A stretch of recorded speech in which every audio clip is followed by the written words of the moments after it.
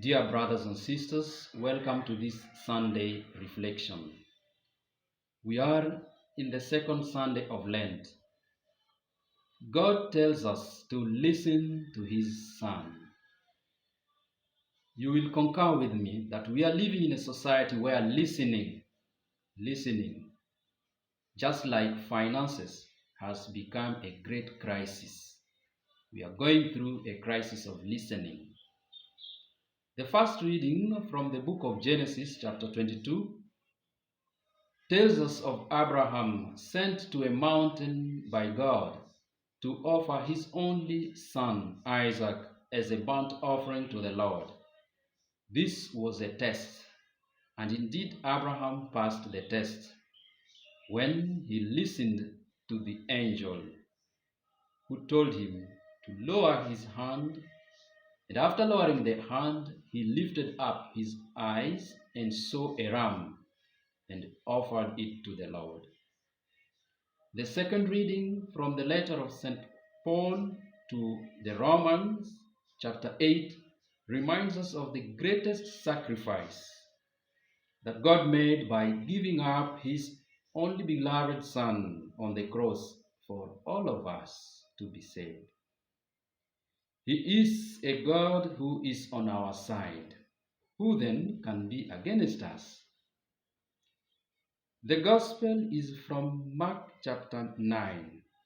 Jesus took Peter, James, and John and led them high up on a mountain where he was transfigured. First, we see his clothes or garments change into dazzling or intensely white.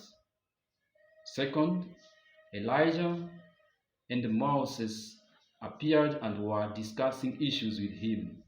Third, a voice came from a cloud that overshadowed them. This voice said, "This is my beloved Son, listen to him."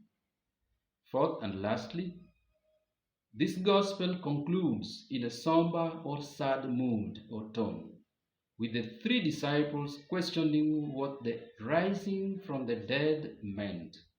For Jesus told them never to speak about what they saw until he would have risen from the dead. Dear friends, the backdrop message of these three readings is listen. I have four concerns or questions in this reflection. First concern: why did God told Abraham to go to the mountain that he will show him? Why did Jesus lead the three disciples up on a high mountain apart by themselves?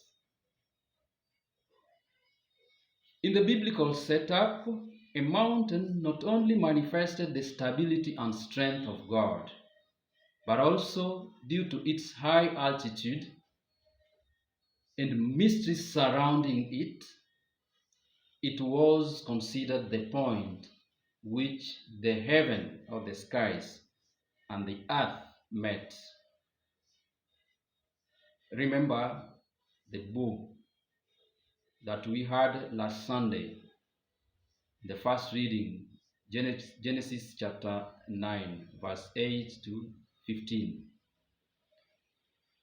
Hence, the mountain is a place where God resides. Besides, Jesus is reported on various occasions as going away from the multitude to pray on the mountain. We read this, a few examples that I gave up. Matthew chapter 14, verse 23, Luke chapter 6, verse 12, and the Transfiguration version according to St. Luke chapter 9, verse 28. It is a place he would talk and listen to his Father very easily. And it is also the same place that the Father would talk to Jesus and listen to Jesus very easily and very comfortably. A mountain, therefore, gives us the image of an environment that helps us listen very well to God. From the mountain top, the plains is a wonderful scenario to see and reflect upon. I don't know whether you have been to a top high mountain of a higher altitude and you see down. It's a very wonderful scenario. And when we reflect on it, God speaks to us in the deeper conscience. And through that, God speaks. And so we listen the wonders within that nature. Sometimes we narrow our listening skills to just focus on listening to another person. Well, it is right. Yet, listening to the environment, the songs of the birds, the light winds, the waving branches, the beautiful butterflies, the beautiful flowers around, all that is of great importance to our soul and the peace of mind. All that God speaks and we listen. In this Lenten period, dear brothers and sisters, find time away from the daily disturbances, daily activities of life to listen to God who speaks through nature.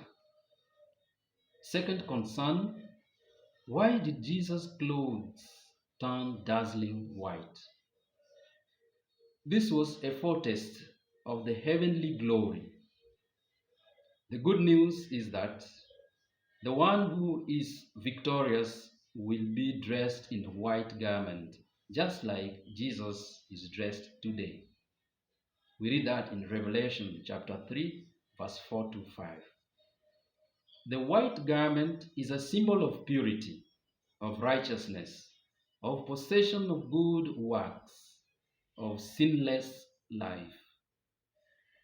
Jesus, the Son of God, is pure and without sin, so that you and I may attain this purity. We should embark on a sincere journey towards our inner lives, inner selves, and listen to our hearts and our consciences. It is in this manner that we shall keep clean the white garment. The white garment put on us on our baptism day. That was our transfiguration day, a sign of our new dignity as sons and daughters of God. Every baptized is given on his body this white garment, very symbolic. Third concern, why is it that Moses and Elijah were talking to Jesus? These two, Moses and Elijah, represent the law and the prophets, respectively. Jesus was listening to them. Hence, he, Jesus, becomes the fulfillment of all the promises of God's revelation, which means we listen to him even more in the Bible, where he summarizes, he fulfills both the law and the prophecies.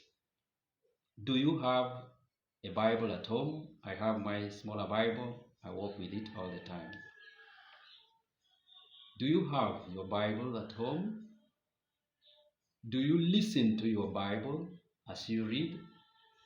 Or some of us have got their Bibles but full of dust. Listen to the Bible. We listen to Jesus fulfilling both law and prophecies. The fourth and final concern, why did Jesus order or command the three disciples not to tell anyone of what they saw? In other words, How do we acquire the glory? Having seen the glory, they were coming down. He ordered them not to tell anyone of what they experienced. This glory comes through the cross. And that means coming down from the mountain to face the daily challenges of life. We read that in Matthew chapter 16, verse 24, when Jesus says, everyone to carry his cross. So the glory comes through the cross. And therefore, each one has to face the daily challenges. This is why they could not stay on the mountain. They could come down and face the daily problems and manage them like uh, uh, the real disciples of Jesus, that they were to carry the crosses. And that is why Jesus down there, he will now tell them about his death on the cross. In the meantime, we must not speak. That is why he told them not to tell others, but rather listen to him and be in the meditative mood, or in the mood of meditation.